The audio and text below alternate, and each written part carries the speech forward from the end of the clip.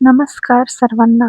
तर स्वागत आहे सर्वांचं आपल्या दास शिक्षणाचा या यूट्यूब चॅनलवरती. तर सर्व भावी शिक्षकांना माझा नमस्कार आणि सेवेत असणाऱ्या सुद्धा सर्व शिक्षकांना माझा नमस्कार.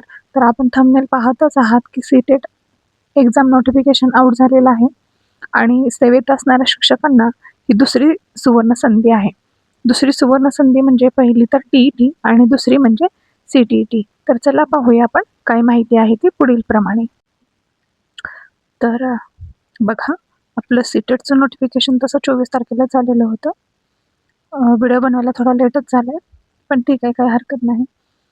तर सेवेत असणाऱ्या शिक्षकांसाठी मला वाटतं की ही एक सुवर्ण संधी आहे आणि खरं तर हा व्हिडिओ मी त्यांच्यासाठीच बनवते की जे की सेवेत आहेत आणि त्यांना आता TET पास करण्यासाठी नोटिफिकेशन आलेलं आहे, म्हणजे की त्यांच्यासाठी नोटीस आलेली आहे. तर बघा, सर्वप्रथम तर मी हे सांगू इच्छिते की तुम्हाला TET पास व्हायला सांगितले. TET म्हणजे ती CTET असू शकते किंवा TET असू शकते. तर सर्वप्रथम तुम्ही TET आणि CTET ह्याच्यामधील फरक समजून घ्या. TET म्हटलं तर TET येते फक्त महाराष्ट्रासाठी. जर तुम्ही ही पास केली तर तुम्ही महाराष्ट्रात शिक्षक होण्यास क्वालिफाईड आहात. आणि CTET म्हणजे सेंट्रल टीचर्स इलिजिबिलिटी टेस्ट आहे, म्हणजे की जी केंद्र शासनाची आहे. तर तुम्ही TET पास करा किंवा CTET पास करा, तर दोन्हीचा अर्थ एकच होतो. फक्त ही केंद्राची येते आणि ही महाराष्ट्राची येते. तर कुणीही कन्फ्यूज होऊ नका. प्लीज माझा हा व्हिडिओ आवर्जून बघा आणि जे सेवेत शिक्षक आहेत त्यांनी बघा आणि प्लीज त्यांनी गैरसमज दूर करा. कारण की मी त्या दिवशी एक बातमी ऐकली की एका शिक्षकांनी आत्महत्या केली. तर खरंच प्लीज माझं तुम्हाला कळकळीचं आवाहन आहे की एका परीक्षेसाठी तुम्ही प्लीज तुमच्या जीवाचं काहीही बरं वाईट करून घेऊ नका. तुम्हाला 2 वर्ष कालावधी दिलेला आहे. या 2 वर्षामध्ये तुम्हाला CTETच्या 4 परीक्षा मिळतात. TETच्या 2 मिळतील, पण CTETच्या 4 मिळतात. कारण CTET प्रत्येक वर्षी वर्षातून 2 वेळा होते. एकदा ती जून, जुलै किंवा डिसेंबर, जानेवारीमध्ये होते आणि यावेळेला जानेवारीला आलेली आहे. बघा इथं यावेळेला फेब्रुवारीमध्ये आलेली आहे परीक्षा ही.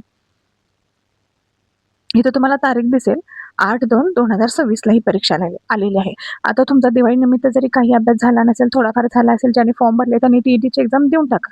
त्याच्यामध्ये काहीही कोणीही गैरसमज करून घेऊ नका किंवा भीती वाटून घेऊ नका. आणि ज्यांचा झालेला नसेल त्यांनी TET एक्झाम झाल्यानंतर तुम्ही सीटेटची तयारी सुरू करा ना. सीटेट सुद्धा एकदम सोपी आहे आणि जर यावेळेला जरी तुमचं नाही बसलं तर जून किंवा जुलैमध्ये तरी होतेच.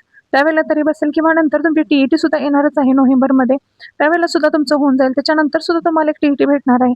तर प्लीज कोणीही टेन्शन घेऊन स्वतःच्या जीवाला त्रास करून घेऊ नका. एक परीक्षा म्हणजे तुमचं संपूर्ण आयुष्य नव्हे.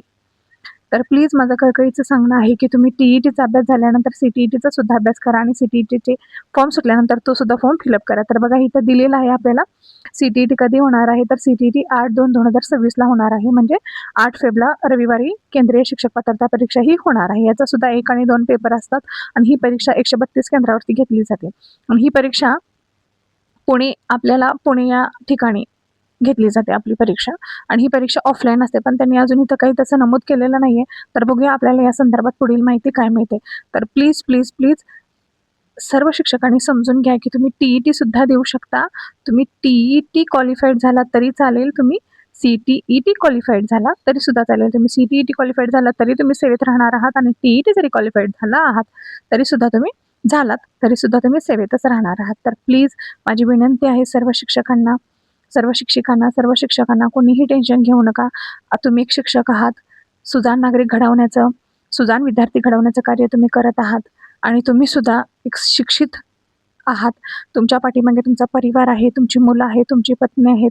तर प्लीज तुम्ही त्यांचा विचार करा आणि ह्या एका परीक्षेला संपूर्ण आयुष्य न मानता तुम्ही ह्याच्यासाठी प्रयत्न करा.